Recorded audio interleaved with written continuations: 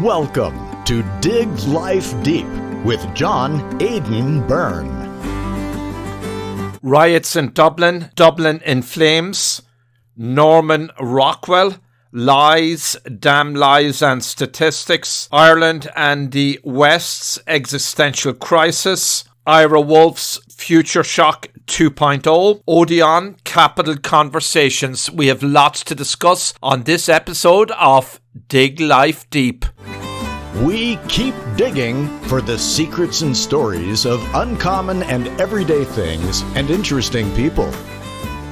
Hope you're all well. Dig Life Deep has been missing in action, let's say, for quite a few weeks. I unreservedly apologise. Been extraordinarily busy with multiple projects. You might be aware of some of them. A Norman Rockwell movie project. There's also a separate project which I will reveal details about in a few months. I have another podcast I'm working on. And of course, the top-ranked Odeon Capital Conversations each week with Dick Beauvais and Matt van Alstein of Odeon Capital Group. It's keeping me busy and that keeps getting great reviews. We keep getting more followers each week as we discuss everything on money and markets, Wall Street, interest rates, inflation. Inflation is easing in America, but we have a housing crisis here in America and we have economic disruption. So it's always exciting to get some guidance and some direction on where we're at with analysis from Dick Beauvais and Matt van Alstein of Odeon Capital Group.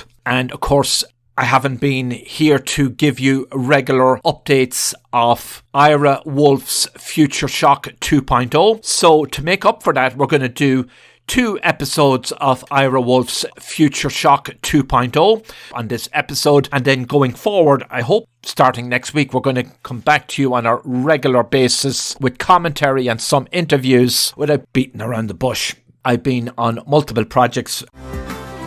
I want to talk about something that has really distressed me. It's a global phenomena, but because it's dear to my heart, Ireland, my homeland, and coming to you, by the way, from the United States as always, I was taken aback and quite shocked at the recent riots on the streets of Dublin, around and in or around the inner city area of Dublin. I unreservedly condemn those riots, but it's how the commentary emerged from those riots that got my attention. It got a lot of people's attention and it's quite polarising and divisive. The word far-right groups has been thrown around with reckless abandon to describe the people who were involved in those riots, and there was a lot of arrests, of course, made. And I just read a story from the Financial Times right now to bring you up to date on some of the details. Ireland vows to heed social concerns after anti-immigrant riots in Dublin to reassure locals when placing asylum seekers in areas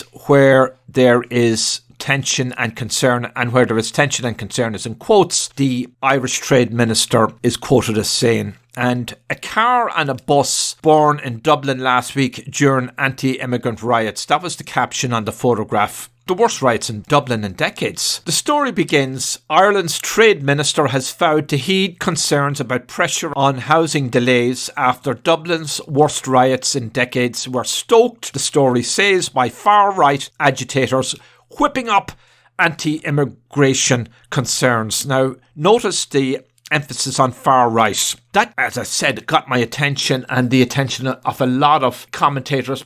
If my information is right, the people who took to the streets in Dublin, many of them anyway, from inner city Dublin, they might be characterised as working class people with just ordinary bread and butter concerns. If anything, I would suspect a lot of them politically would be left-leaning and probably supporters of the Labour Party, perhaps Sinn Féin, but certainly if they were far right, you would assume they're members of far right parties. I'm not actually aware of it. I don't believe they are aware. I don't think in many ways they're politicised or radicalised. They were very concerned about what's going on with this whole housing mess in Ireland and asylum seekers being placed in areas where there's a housing crisis. let me add this important footnote. I'm not against housing asylum seekers per se. I'm certainly not against immigration. It can be great for a nation, but that's a whole separate story. But in brief, immigrants boost a country's economy, especially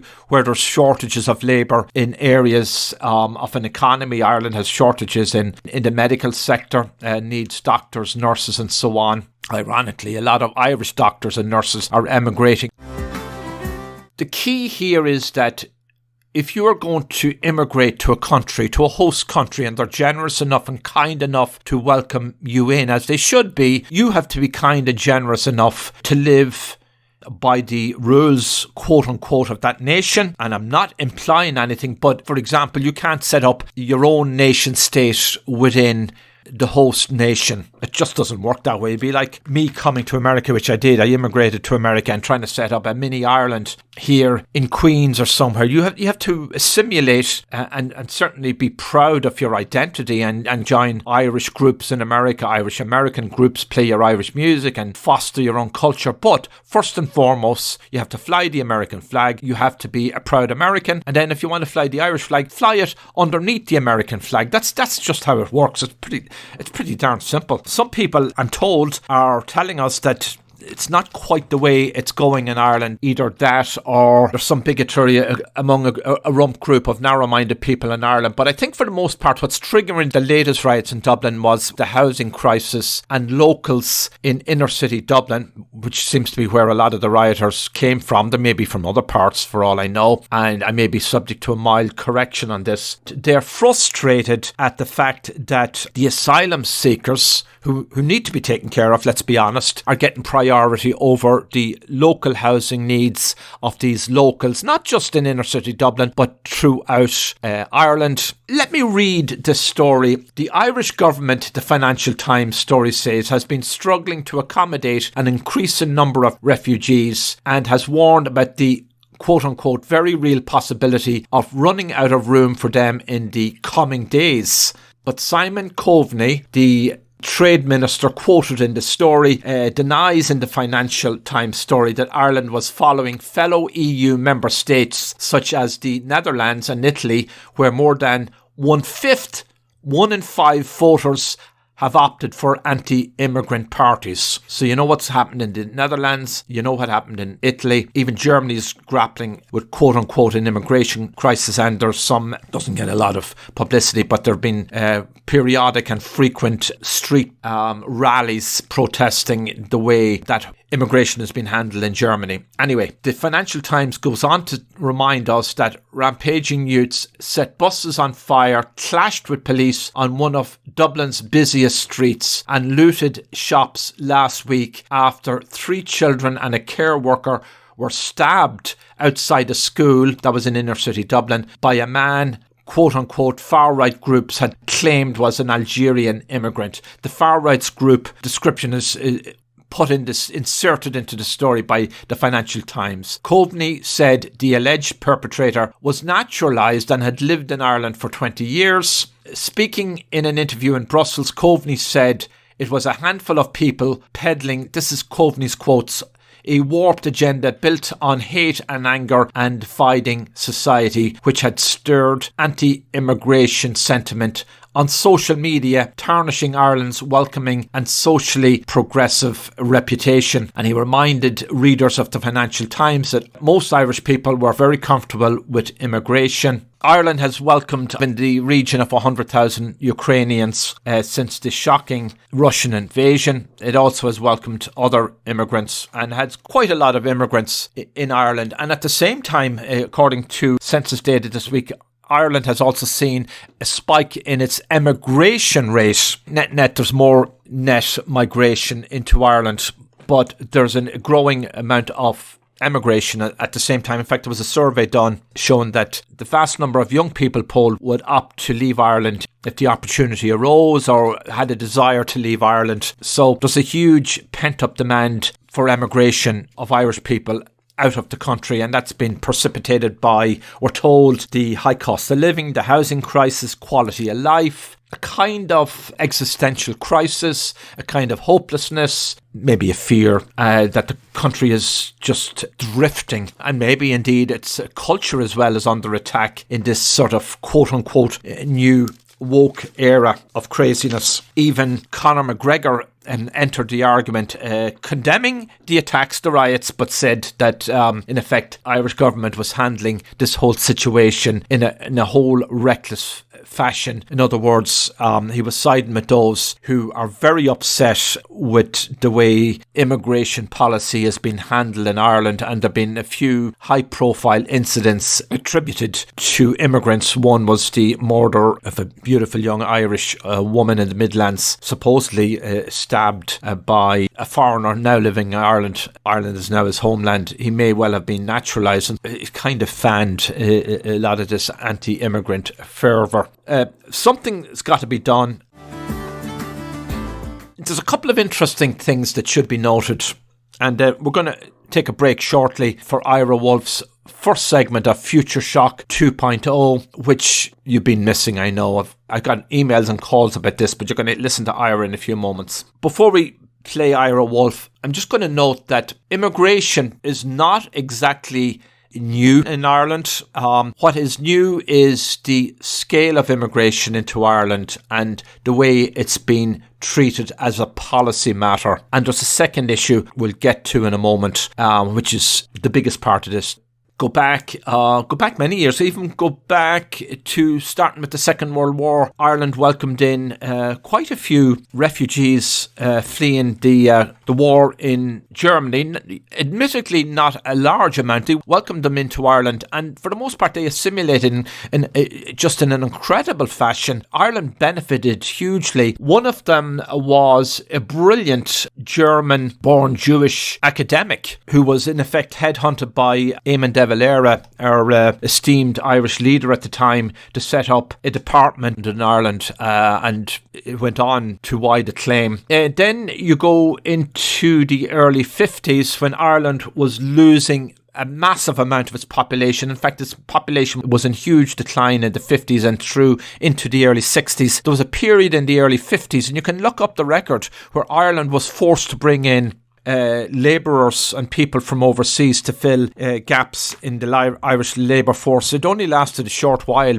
and this might just seem crazy and odd, but even there were immigrants brought in from Poland to work in what was the remnants of the coal mining industry in Ireland. That stopped. The 50s were a really tough time, a time of austerity in Ireland. And then you go maybe back 40 years or so ago, probably the early 80s, when the government was fueling the Irish economy up with capital, and a bubble eventually was created, and of course that was followed by a collapse in the mid-80s. In the early 80s, there was a flood, not on the scale as we see today, of tradesmen and building workers certainly into Dublin City, because they just did not have enough local tradespeople to fill a lot of the jobs that were available to build houses. That stopped, of course, and then there was another exodus of Irish immigrants, massive exodus in the 80s. And then of course, we know after the 2008 housing crash, we had another exodus. But in between, there was always these inflows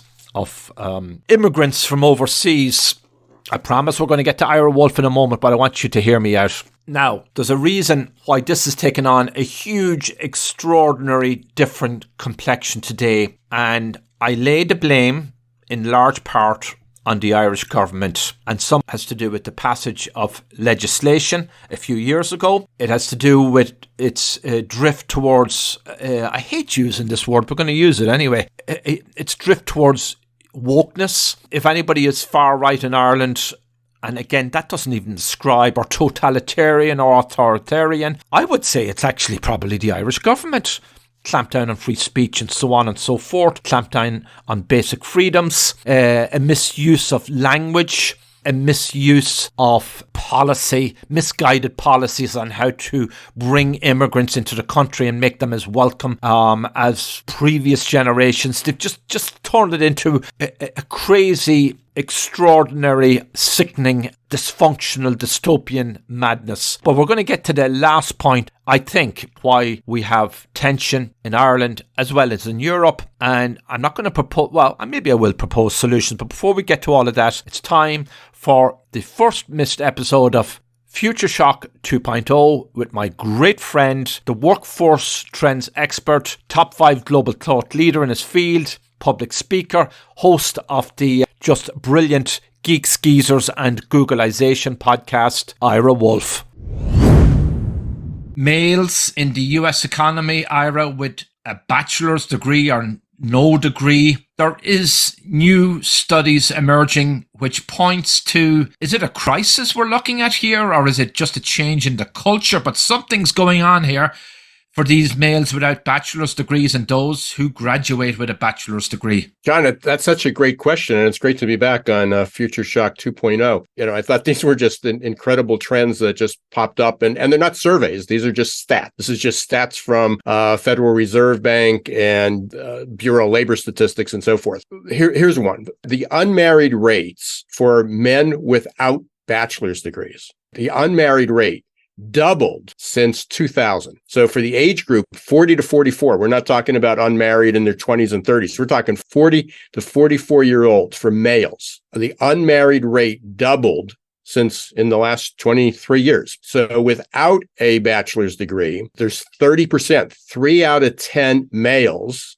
in the U.S. Are unmarried between the ages of 40 and 44. The rate just 20 years ago was 15%. With the bachelor's degree, it's now 22%. So 1 out of 5 males with a bachelor degree also are unmarried. And just 20 years ago, early 2000s, actually, it was 10%. So a huge drop. Now, women, interesting enough, it's steady.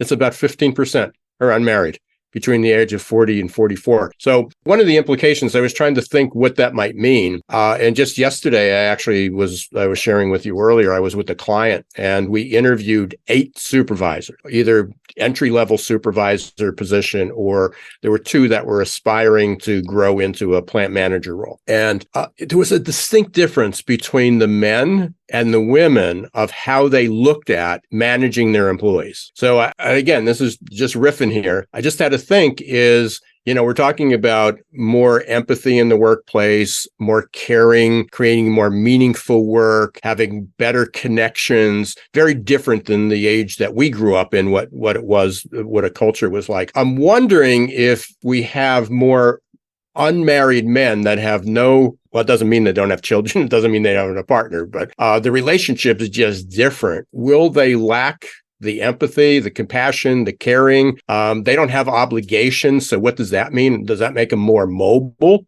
because they don't have to uproot a family? So there's a whole lot of research that'll probably go into that, or a whole lot of implications in there. At the same time, and I thought this was interesting, and I'm going to just switch gears here real quickly, is the labor participation rate for 25 to 34-year-olds. So this is 20 years younger. Men with BAs in the early 1990s, 96% of males participated in the workplace between that age. Now it's only 87%. So close to a 10% drop just in the last few years of men with BAs dropping out of the workforce. Men without BAs went from 94 to 87%. So again, a significant drop there. But women also dropped. So with BAs, it dropped from 85 to 82%, slight, and it may be recovering. I would suspect that rate's going to probably go up after the pandemic because we had this she-session, more and more women. But women without BAs dropped from 75% to 70%. So, as much as we see that, I think this whole college thing, and I know we're going to talk about this in another segment, what college looks like. When we talk about with and without BAs, but we still have men without BAs or with BAs dropping out of the workforce, we have a lower rate of women entering the workforce, and much higher without BAs. Again, it's a very confusing market. But I thought these trends with and without bachelor's degrees, and especially with the men, and then you kind of layer on the top what married rates are. We're living in this never normal. So it's like every day there's another twist, and it's very complex. But every change in demographics has a significant impact in the workplace. Thank you, Ira Wolf, and we'll have more from Ira Wolf and Future Shock 2.0 near the end of this segment. Want to slightly nuance something I said there earlier about taking care of refugees, as we should the world over. History is replete with stories of refugees fleeing famines, persecution, and all kinds of atrocities, which is not to mean there's not a distinction between refugees and refugees. What I mean by that is nations are not nations without borders. There has to be some careful ways to approach this matter. In other words, somebody is fleeing horrible persecution under a shocking regime or famine. We do have a moral obligation to take care of the least of our brethren. But it's an entirely different matter if people are trying to sneak into a country to take full advantage of its generosity. While I'm not suggesting that's happening on a wide scale in Ireland, it could be happening on some scale. Nations without borders are not nations. Yes, let's take care of all our immigrants into Ireland, deserving of support, and they have been a blessing to Ireland's economic development, but we have a total mess on our hands otherwise. Now, I want to pick up on my earlier comments and get to the point of what's going on in Ireland. Another statistic here. It's important to put a lot of things in context. The Republic of Ireland is a small population by international standards, something in the region of 5 million, and probably another 1.5 million in 6 northern counties. But Ireland is grappling with a massive housing crisis and a homeless crisis, and as many as 13,000 residents in Ireland were in emergency accommodations, according to the latest statistics. Now, we had the riots in Dublin, and it was met with quite hysterical headlines. Dublin on fire, riots in Dublin, and then immigrants and refugees were brought into the narrative, and the Irish government unleashed I suppose what could be called some pejorative terms for those who are rioting on the street there recently, and I unreservedly condemn those riots. I think the finger pointing by the government was quite misleading, and I don't think as a general matter Irish people are against immigration. Let me just add, I spoke there earlier about where we had waves of immigration to Ireland even in the 20th century. Now, certainly not on the scale as we have today. I mentioned the Second World War, I mentioned the early 50s, a brief spate of immigration, and then in the 1980s. I should add to that, and this is quite colourful, anybody who grew up in Ireland during my era will remember a lot of the towns in provincial and rural Ireland and in the capital of Dublin had just these wonderful Italian-run restaurants. Families from Italy came over and opened restaurants. And the quirky thing is that, as far as I can recall, they were selling fish and chips, not pizza. That may have changed. But those families integrated so well, and they were beloved and are beloved by locals. Some of them married locals. Just added a great flavour to the culture. Don't know if anybody has ever documented that. I wanted to write a story many years ago about it when I was a young cub reporter. Didn't get the chance, but that's anyway a separate episode sometime. So what's going on in Ireland? It's a good question. Let's have some more context. There's this notion being peddled that Ireland is one of the wealthiest, or maybe the wealthiest country on the planet. That's because of the weird way wealth is measured in Ireland by gross domestic product. And we know, of course, that GDP has greatly distorted the real financial picture of Ireland. It's almost as a Chinese situation where we're not getting great statistics. But if we go by, and then I'm going to get finally to the point of what really is going on in Ireland, in my estimation, and I just want to add to the debate. I might take some criticism for this. Back in 1985, Irish GDP, according to the data, Irish GDP per capita was 6,000 as measured in US dollars. Iceland had twice Ireland's GDP then. Netherlands had a GDP of 9,000 US dollars.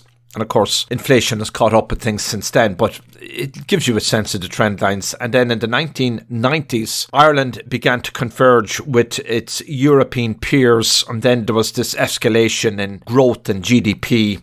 And then Ireland was given description of Celtic Tiger. We were considered a prosperous nation. And then, of course, we had a bust fueled by excessive credit in 1985. Just want to put that in context. This GDP, of course, we know has been greatly distorted by inflows and outflows of taxes, and where taxes and revenues are being booked by the multitude of multinationals in Ireland who are moving funds into Ireland, moving it out, booking profits there and then taking it out. Even according to Patrick Honohan, he was the former governor of the Central Bank of Ireland. Ireland's not quite as rich as GDP numbers would tell us. If we measure Ireland by gross national income, or GNI, Ireland's a much poorer country by that definition. And Honohan, the former governor of the Central Bank, says if we measure Ireland by consumption per capita, then we're way down at the bottom of the league. By this metric, Ireland is closer to New Zealand, Israel and Italy than the US, Switzerland or Norway. And then back to the GNI numbers. By GNI numbers, Ireland's still way behind a lot of other countries, including the US, Denmark, Iceland, Luxembourg, Netherlands, Norway, Singapore, Sweden, Switzerland and other countries. We're not a wealthy nation by that standard, and of course we know that there's in a sense two Irelands, one the Ireland of the multinationals and then the other Ireland with a very weak and poorly managed manufacturing base and low income, and then Ireland with the massive housing crisis. And again, keep it in context, it's only a nation of 5 million people.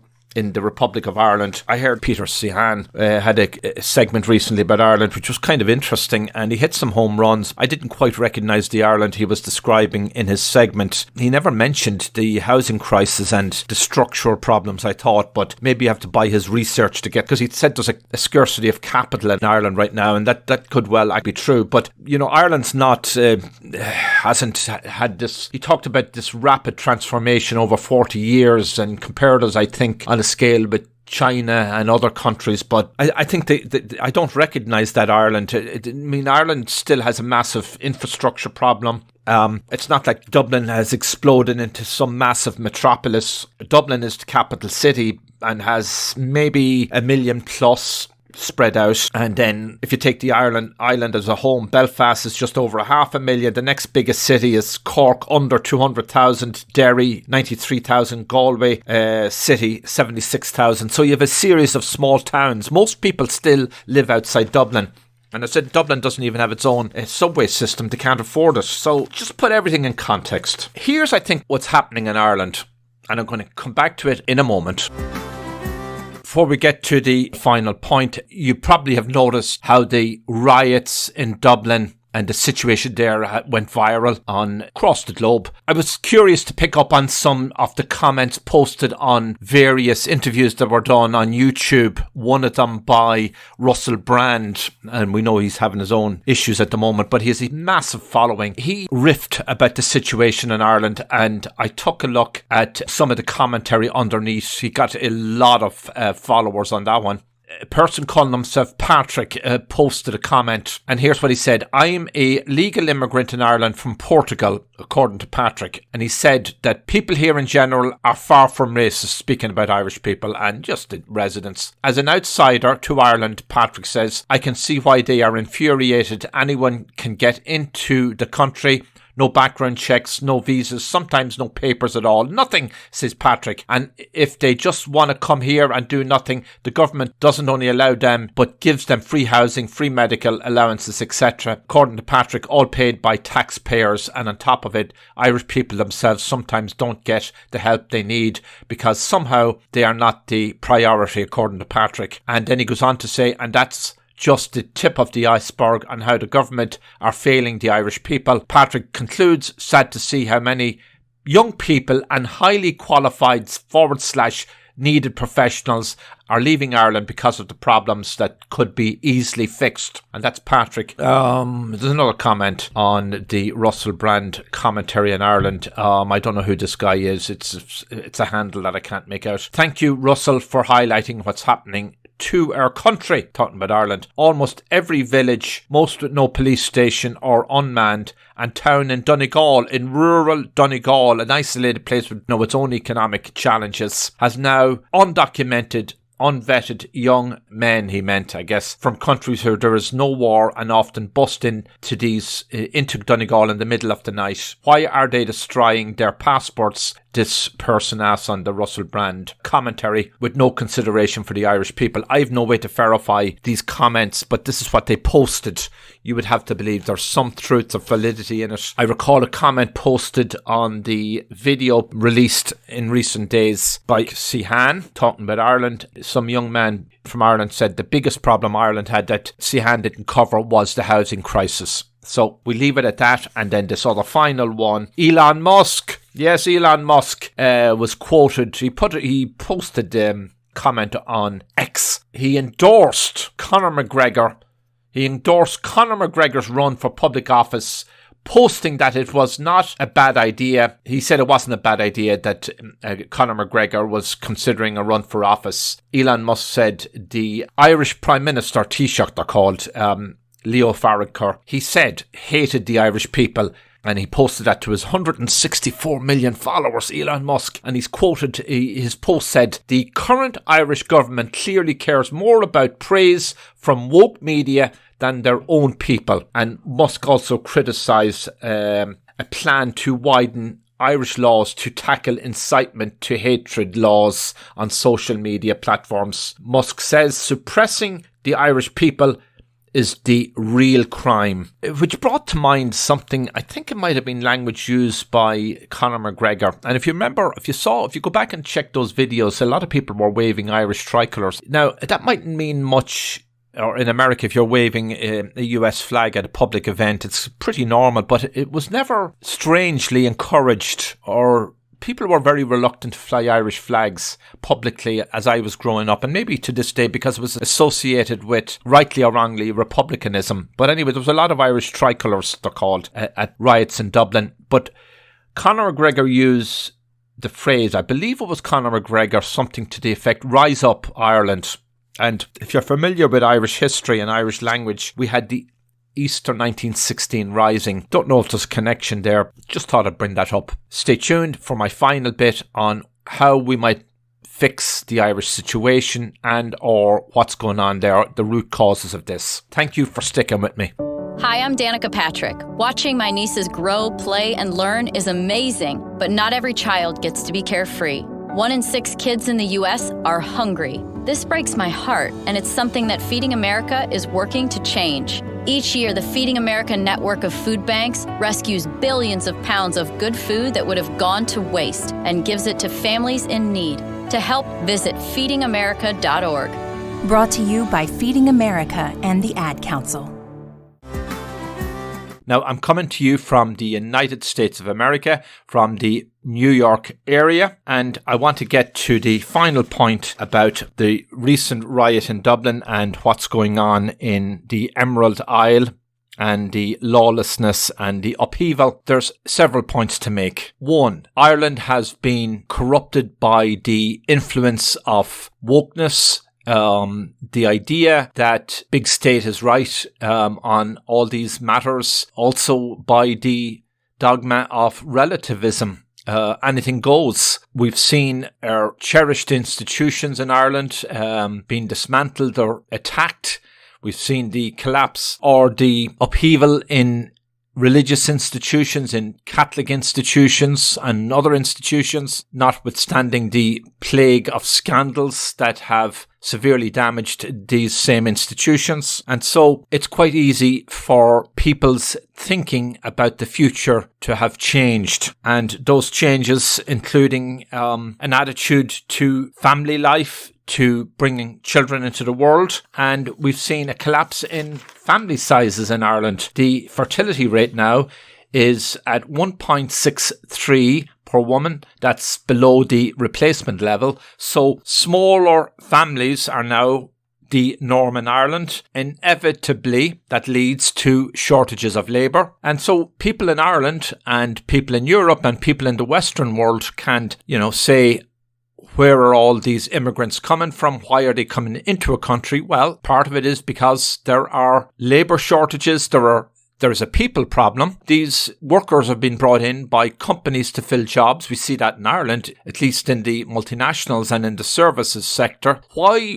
would anybody be shocked at the presence of immigrants? And if those immigrants are filling jobs and leading good lives, they are more than welcome as far as I can see. But it doesn't properly explain why there's this unregulated and reckless kind of immigration and no controls, and it's not managed very well. So there's a very flawed immigration system as far as Ireland goes, and so therefore the local populations are deeply troubled, as they should be. And then, of course, we have the law of rising expectations. Irish people have been told the economy is a wealthy economy, so even though we know the reality is a little more nuanced and a lot different than what the official statistics are touting, it's not quite the wealthy country. We have a demographic crisis. We have the dogma of relativism, anything goes. When we have that all throughout the Western world. What has the Irish government got to do with that? Well, they've manipulated, to a large degree, public opinion. We saw that with the passage some years ago of the 8th Amendment to the Irish Constitution, which legalised abortion. And we'd been convinced earlier that there was no overriding persuasive push in Ireland for the introduction of abortion. And yet the Irish government knew which way the winds were going. And it's a long story and we could do a separate episode on this. They sneaked it in by stealth. First by creating a citizens' assembly, not democratically picked, but the government used assistance from essentially marketing groups to put these folks in place. And one of the things they called for was a referendum on abortion. And the government stood aside and basically took the side of the Citizens' Assembly, and shame on parties like Fianna Fáil, conservative parties, traditionally defying the will of its own grassroots by supporting that amendment. And we've seen where all of this has led. A total and utter disaster, a catastrophe. That's what people in Ireland will also have to examine their own consciences, where all of this is leading. And the Irish government will have to, I don't know how long this Irish government is going to last. I can see big changes afoot, and I'd like to do a separate episode on that sometime. It's manipulated public opinion, and the Irish people are not going to stand for it much longer, it seems. And we saw the outburst of anger on the streets of Dublin and the riots recently. Somebody called it, the situation there, a tinderbox. Could be a quite apt description. We'll have more on all this in some future episode, and until then, take care. We'll be back again for another episode of Dig Life Deep. And we're going to close with my final segment of Future Shock 2.0 with Ira Wolfe. Before we get to Ira Wolfe, let me just note that the College of St. Rose, a century-old Roman Catholic college in Albany, New York, will close in May 2024 after years of financial struggles. Listen to Ira and you'll get a better sense of what's going on in the world of academia and more upheaval. We'll be back next week.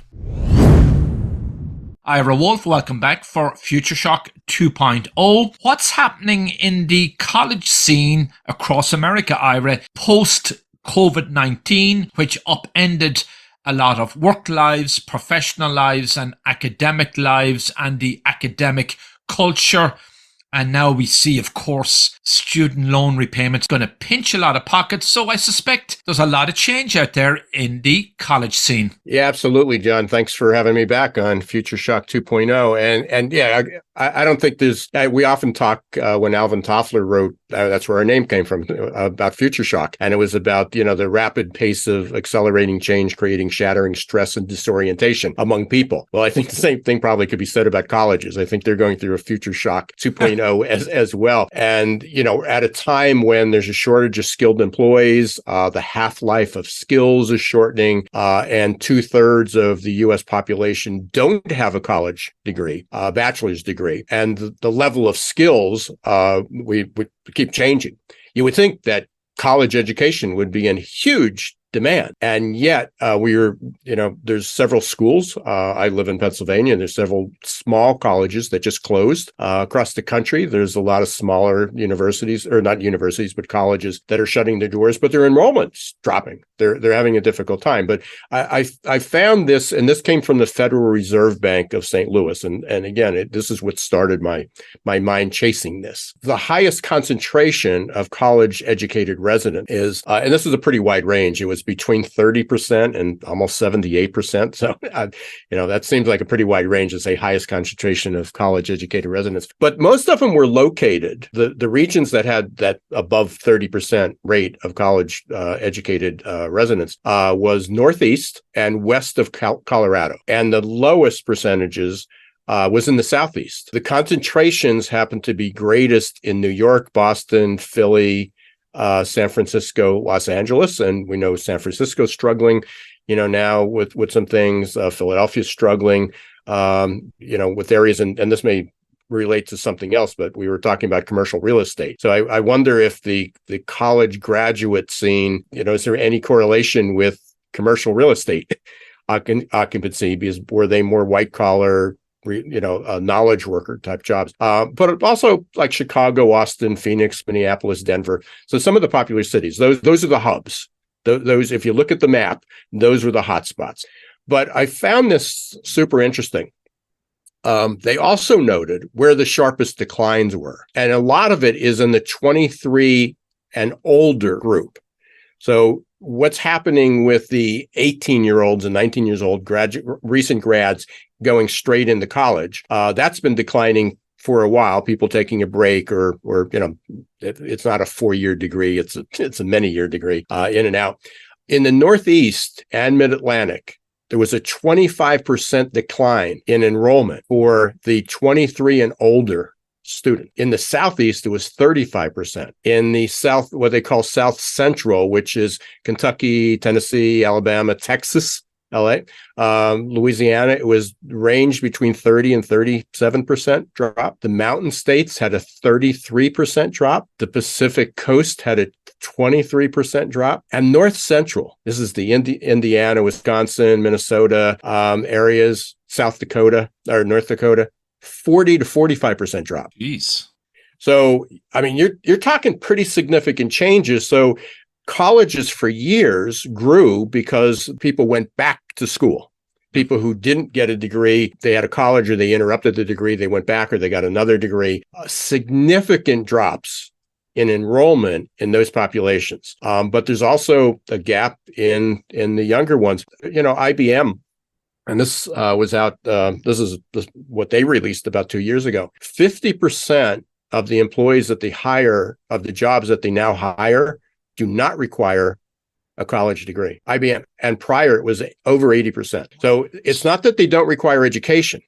They don't require a college degree. So it's skill-based. So it's going to a skill-based hiring. What are the skills people need? Where do they get those skills? So very interesting. Some of the things that we talked about in the past was community colleges. Well, community college enrollment is also down, but technical schools are popping up, but a lot of apprentice programs. There a lot of corporate universities are now taking younger people or people that don't have a BA or are willing to learn a brand new skill. They're doing it internally. And again, because things are changing so fast, especially with AI, ChatGPT and the works, we talk about future shock impacting people. Colleges are our pipeline, used to be our pipeline for the talent supply, and that's being disrupted. You were listening to Dig Life Deep with John Aidan Byrne. You can reach the host in the U.S. at 973-529-4699. That's 973-529-4699.